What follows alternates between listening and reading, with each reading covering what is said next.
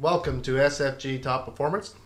Today you have Jason and I, and we're going to go over what we're seeing out there in the country. Yeah, the fields are kind of boring. You don't see a lot going on in them. We've had pretty good weather so far, but we see airplanes everywhere right now. They're doing a lot of fungicides. I have heard of a couple spots I have not seen them personally, but I've heard of a couple tar spot fields in Marion County here. I haven't seen a lot in Warren County, but I understand there's some here.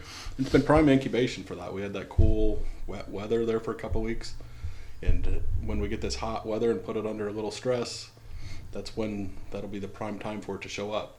So we've had the prime incubation weather to incubate it, and then the stress will be hopefully not should would be prime time to.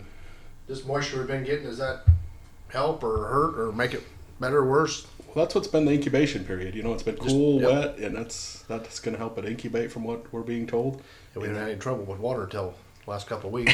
Yep. And as soon as it gets hot and that plant gets under stress, I guess that's when it will show up. We haven't had the opportunity to see it here, fortunately, very much yet, so I hope we don't. But I understand the last 3 weeks and what the forecast is for next week is prime for that. So hopefully, hopefully we don't see it, but all these airplanes and all the fungicide we put on is going to be, that'll help prevent that. So everybody that's put it on is protected at this point. We're all within a week or so of being sprayed, so all the fungicide should be good for that part of it.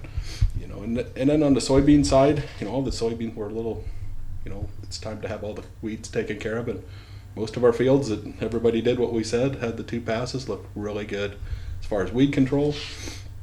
And fungicide and bug spray, that has the synergistic effect, as we've talked about many times on this podcast. And so it's about next week or week after will be, time to get your fungicide on your soybeans as well. So, and it's definitely, the beans are looking really good, especially in where I'm at in Warren County. Boy, the corn and the soybeans are as good as they've looked in a long time. There's a lot of crop to protect there. So. What's the biggest thing you look that you say it's ready to spray? Is a bean got to be so big for you to say it's okay to time to spray the fungicide? Rule of thumb.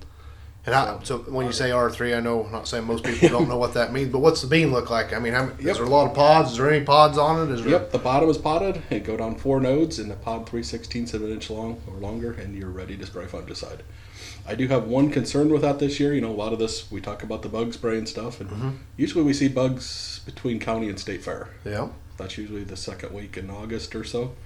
And we're going to be a week early for the bugs. So I've kind of been dragging my feet with some of this stuff, waiting a week so we get a little more residual for if there is a bug problem. The reason it's so early is because weather's been good, everything's growing great, everybody got it in early. Yep. We've had a lot of positives, and everything looks really good. So I think the beans are a week ahead of what they were last year as far as the pods and whatnot. So they definitely, we had that last year. We got them in a little later, and we had some poor growing conditions. So, but No. No, like I said, we're finishing up spraying. We got a couple of them sprayers put away for the year, we hope. We're still spraying some weeds here and there and getting caught up. Like I said, we're getting ready to switch gears and go to fungicide. We don't do any fungicide with ground rigs on corn. Airplanes, of course, doing all that for us. And next week or so, you'll see a lot of back out in the beans again. And if you're wondering what the heck they're doing, they're putting fungicide on the beans and kill the bugs and get ready, because the state fair weeds haven't started showing up yet. Obviously, we're a ways away from the state fair, but everything's looking great out there. I mean, those beans seem like they doubled in the last 2 weeks because of all the moisture and heat, and everything's just amazing what that water did, how it made everything look so much better around here. And it's just, everybody's in good spirits, I guess, if you want to say. Yep, so. That's for sure. And one thing with the fungicide, we've talked a lot about the ground rigs and fungicide on the soybeans. I've had a lot of people ask me, well, if I have some weeds, can we put that weed killer in with that fungicide? And the answer is yes, but we don't like to. The reason that it's not as good to put it in with a fungicide is there's pods on the plant and there's flowers on the plant that are still being developed, and you take a chance of losing what's there.